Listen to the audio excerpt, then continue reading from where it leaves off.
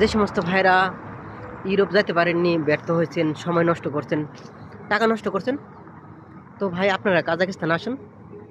Kazakhstan আপনারা কিছুটা হলেও ইউরোপের মতো ফিল পাবেন, ইউরোপের মতো স্বাধীনভাবে চলতে পারবেন, মোটামুটি ইউরোপের মতো টাকা ইনকাম করতে পারবেন। ইউরোপের ছোটো ছোটো দেশগুলোতে যেমন ইনকাম করা যায়, কাজাকিস্তানে আপনি সেম ইনকাম করতে পারবেন। যেমন ইউরোপের দেশে আছে বুলগেরিয়া, সার্বিয়া, কসোভো, মেসিডোনিয়া, এমন আরও ছোটো ছোটো কয়েকটা দেশ আছে।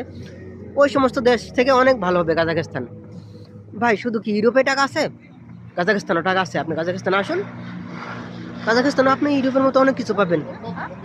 কিন্তু কাজাকিস্তানে আসতে চাইলে আপনার সময় নষ্ট হবে না, বেশি টাকা লাগবে না, অল্প সময় আসতে পারবেন, টাকা মার যাবে না, আপনি অনেক কিছু ইউরোপের মতো ফিল পাবেন। কাজাকিস্তানে এমন কিছু সুযোগ সুবিধা আছে আপনি ইউরোপে গিয়েও পাবেন না। আপনার তো ইউরোপে যাওয়ার উদ্দেশ্য হচ্ছে আপনি স্বাধীনভাবে চলার আর ইউরোপে ফিল নেওয়া, তাই তো? ইউরোপীয় আবহাওয়ার মধ্যে ফিল নেওয়া, ইউরোপে আসেন এমন স্টাইল ফিল করা, এই তো, এটাই তো চান। কিন্তু আপনি এগুলো পাবেন, ইনকামও করতে পারবেন, সবগুলি আপনি কাজাকিস্তানে পাবেন। তাহলে আপনি কাজাকিস্তানে আসুন। কাজাকিস্তানে আসতে তো অল্প টাকা লাগে, মিডল ইস্টের মতো টাকা লাগে। তো আপনার এই সুযোগটা কাজে লাগান। ইউরোপ ইউরোপ করে অসংখ্য আমাদের বাঙালি ভাইদের জীবন শেষ, টাকা শেষ, বছরের পর বছর চলে গেছে কিন্তু তারা যাইতে পারেনি। তো ভাই আপনাদের জন্য কাজাকিস্তান ভালো হবে, আপনারা কাজাকিস্তান আসুন।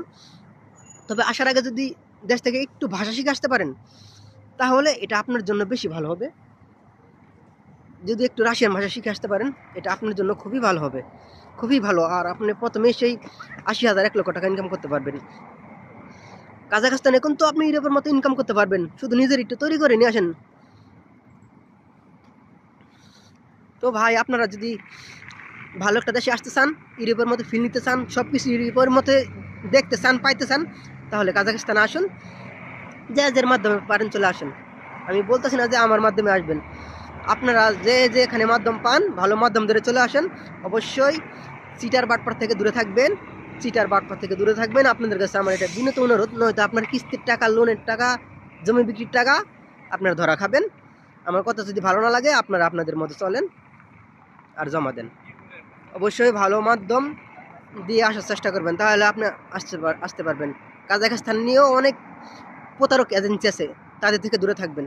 কাজাখস্তানের ভিসা যে সে করতে পারে না, যে কোনো এজেন্সি কাজাখস্তানের ভিসা করতে পারে না। এর জন্য যে নিয়ে বুঝে তারপরে জমা দিন।